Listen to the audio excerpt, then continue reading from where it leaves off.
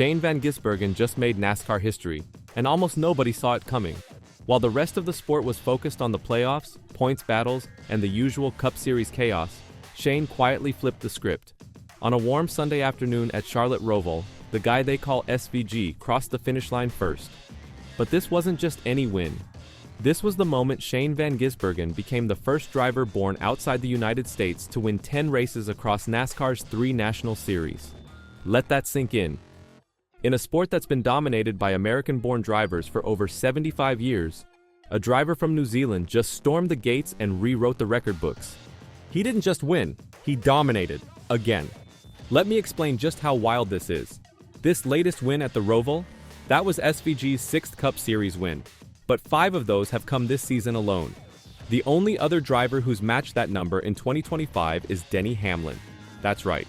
A rookie from New Zealand is running toe-to-toe with a NASCAR legend like Hamlin.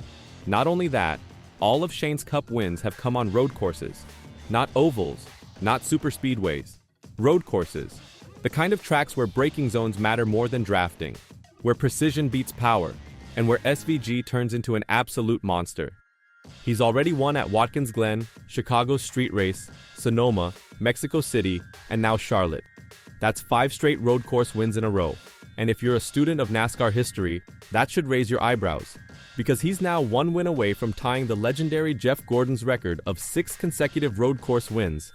Jeff did that between 1997 and 2000. Shane might do it in just 2 seasons. And here's the kicker. He's not even full-time in the Cup Series yet. Now let's break down the race itself, because it wasn't some fluke or lucky yellow flag that got SVG this win. This was a masterclass in road course racing. Tyler Reddick started on the pole. He barely edged out SVG in qualifying by just 0.032 seconds. That's basically the blink of an eye.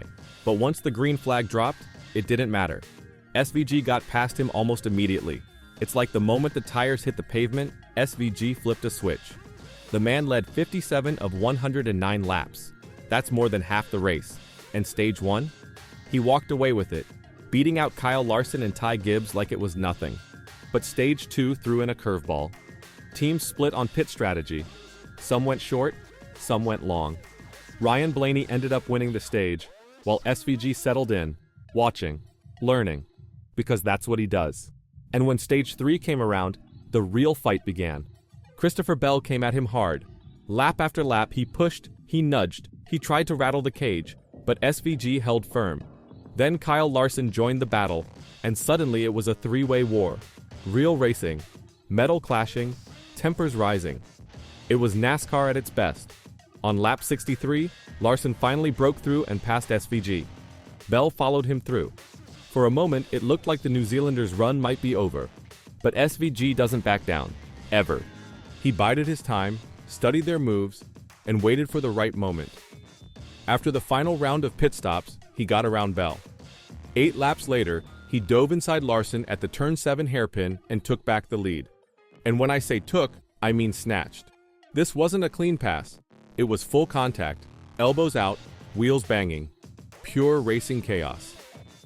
I was trying to study them, Van Gisbergen said after the race. Battling like that is a lot of fun, but you also want to win easily too. It was frustrating at the start of the last stage when they passed me, but it's still enjoyable. That's who he is. Calm, respectful, deadly fast. There was still 1 more pit stop coming, and when they came back out, SVG and Larson were side by side, locked in a demolition derby with fenders bent and tempers boiling. But it was on lap 98 that Shane made the move. He passed Larson in the backstretch chicane and never gave it back. Held the lead for the final 11 laps and won by 15 full seconds. In NASCAR terms, that's not just a gap. That's another zip code. And that's only half the story.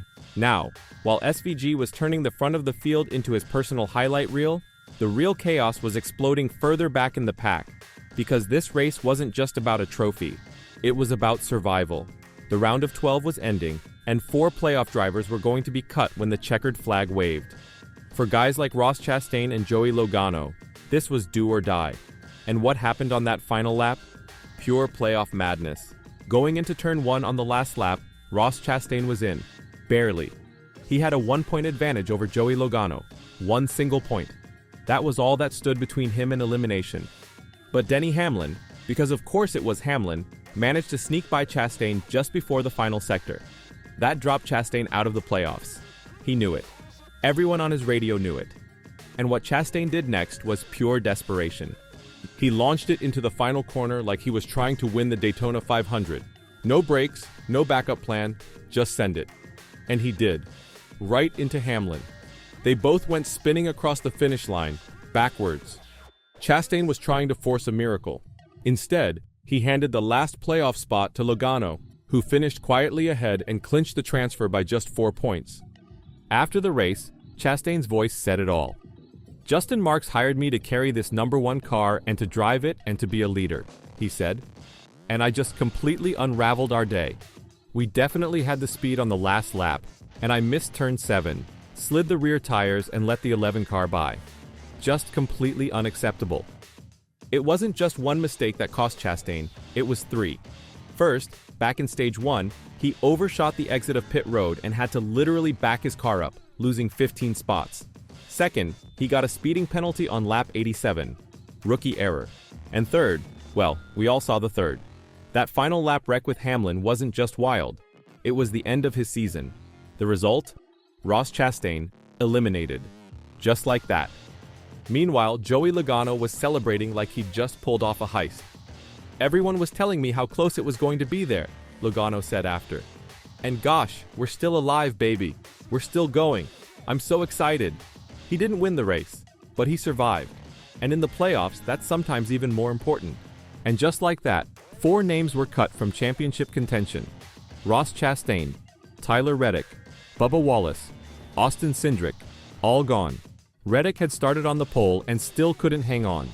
Wallace finished 15th, not enough to stay in. And Cindric?